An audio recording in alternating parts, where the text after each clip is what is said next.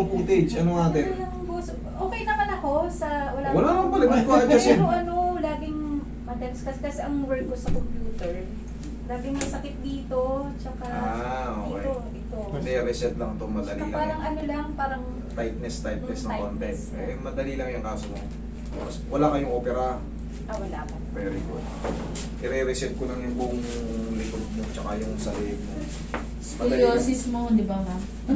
Scoliosis? Wala yan. Tandaan nyo ang scoliosis. Mapanganib ang scoliosis pag deviated to the left. Tapos kayo ay teens pa. Pag teens pa kayo at nakakurba ng pakaliwa, may posibilidad na maipit yung mga baga nyo or yung puso nyo yung pinakamahalaga. Pero kung tapos na kayo, lumaki, wala na. Tanggalin nyo na sa isipan nyo yan. Ang consequences nga lang yan, mas mabilis kayong mapagod. Mas mabilis mangalay yung likod nyo. Pero ang sagot dyan, ako, yung mga nagbo-bone set. Okay? Ganun lang. Pero, pakaingatan nyo, kung pupunta kayo sa mga bone setting, marami yan, marami, sobrang dami. Suriin nyo yung pinakamagaling kasi hindi pwede magkamali rito. May mga nagkamali na, patay. Relax na. Hindi ko nilalahat pero syempre, kahit ako, anuhin nyo rin, reviewin nyo rin kasi mahalaga yan. Katawan nyo yan eh. Once na may magkamali dyan, syempre, sino bang magdusa? Okay? Kayo rin. Kaya, tignan nyo yung mga video kung marunong ba talaga. Wala naman akong binabanggit na pangalan. Basta, for your own safety, tayo ka, madam. Abangan mo kung umiyaw ah. Wala namang prusin eh. Wala ka naman process. Ito rin ang paborito kong ginagawa. Pag may prusin, asahan nyo. Higang ba tagilid? Pag may prusin, sigurado, kailangan magpawa ng 10 kilo na sa loob. Pinapas forward ko nga lagi dito. Pinakamagandang part eh. Ma'am, ay, meron kagabi, nalaglag dito. Yun, mabangan yun. Naka-upload na yun ah. Nandyan yan, nandiyan rin eh. Lahat yan mo sinaabangan niya, pati yung nanakawang ka. Pinanood ko yun.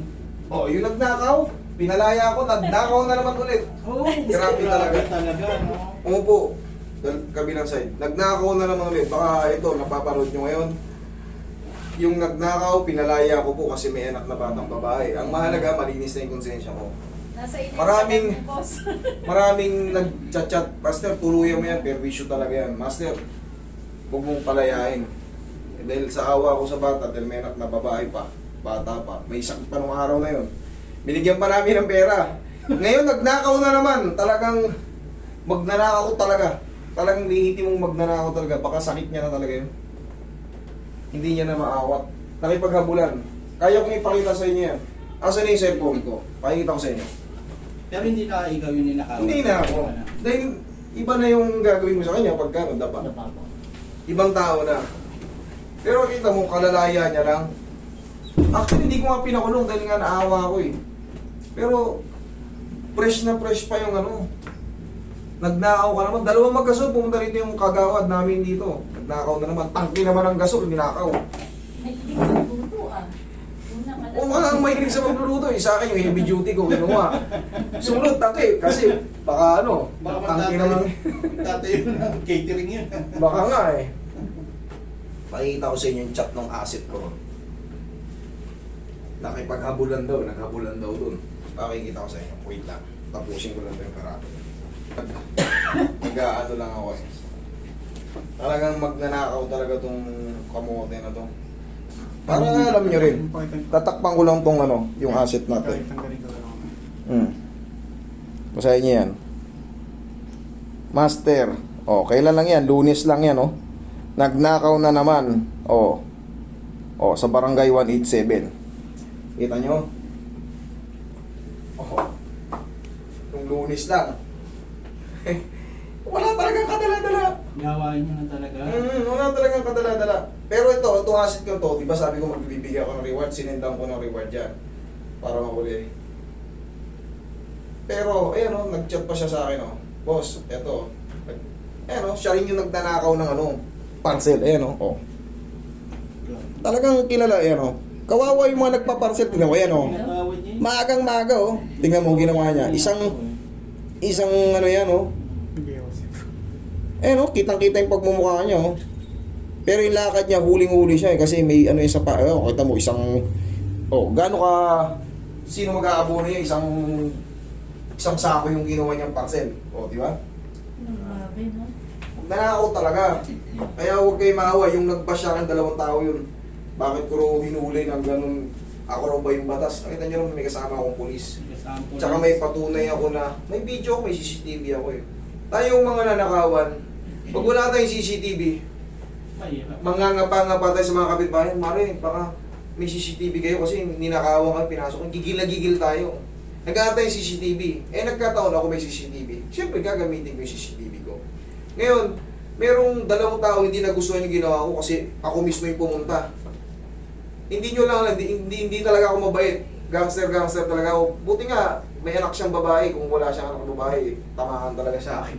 Hilutin ko siya na talaga na, ako. Pero yung ganun tao kasi dapat yun, ano na yun eh. Kumbaga, tinuturuan talaga ng leksyon. Marami siyang pinag-issue. Subukan yung manakawan. Tapos, hindi nyo mahuli-huli. Maghahanap kayo ng CCTV. Yung mga nakakakarna pa ng motor, siyempre, inulugan pa. Yung mga magnanakaw, tontuwa yan. Tontuwa. Pero pag nahuli, parang ikaw pa yung may mali kasi pinahuli mo. Parang bumalik na yung mundo pag nahuli mo. Pero pag di mo nahuli, nakyat bahay ka. Inhale. Exhale.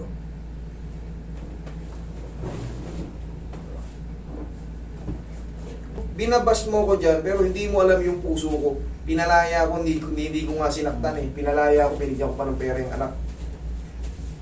Hindi nyo kasi alam yung buong kwento eh. Dinala ko lang sa pulis para yung record. Yun lang yun. Para pagka ano, may record na siya ron, alam na siya yung magnanakaw. Ngayon, nahuli na naman. Paano nyo nga i-depend ngayon yan? Opo. Talagang liitin yung magnanakaw talaga. Gawain talaga eh. Siyempre yung gigil mo, pag sa una nahuli mo yung magnanakaw, nakita mo na eh. Siyempre, yung bugso ng damdamin mo. Diba? Talagang manggigigil kayo. Yung iba, talagang sasaktan ba yun eh. Ako, nakita nyo ba siyaktan ko? Nagsasalita na ako ng hindi maganda, pero deep inside, pinalaya ako rin. Pinalaya ako rin. Pinakaw niyo yung paborito kawali ni 3M eh. Alam. Ang dami niyang kinuha. Ang dami niyang kinuha. Hindi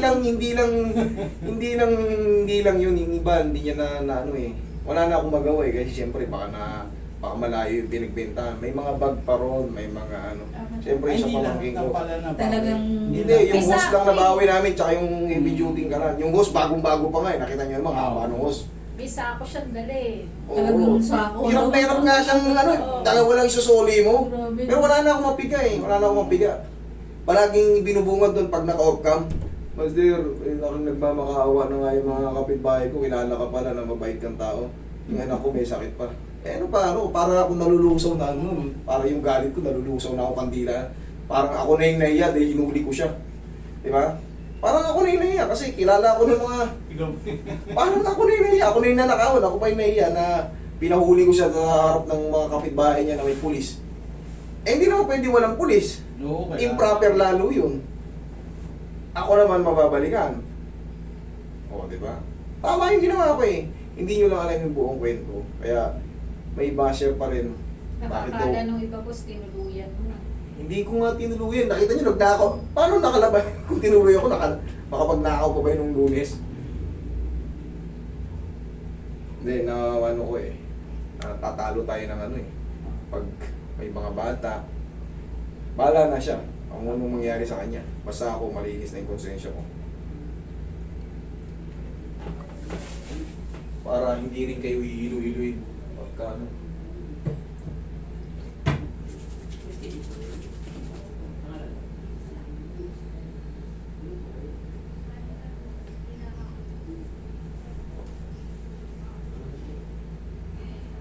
Ito Ito ma'am, pero medyo ano to Magkano? medyo stiff. Ang tigas ng muscle niya. Hindi pang babae itong ano niya. Halatang pagod na pagod. Panlalaki. Wala yung ano. Dito medyo malambot. Dating karga. Kargador ka ba sa pier? Sorry, ganun. Hindi, nag-muscle sa ngawit. Kaya... Pero minamassage na naman to. Babalik din naman sa yan sa normal. Siya ang therapist ko, boss eh. Tigas oh. Kaya mababali daliri ko.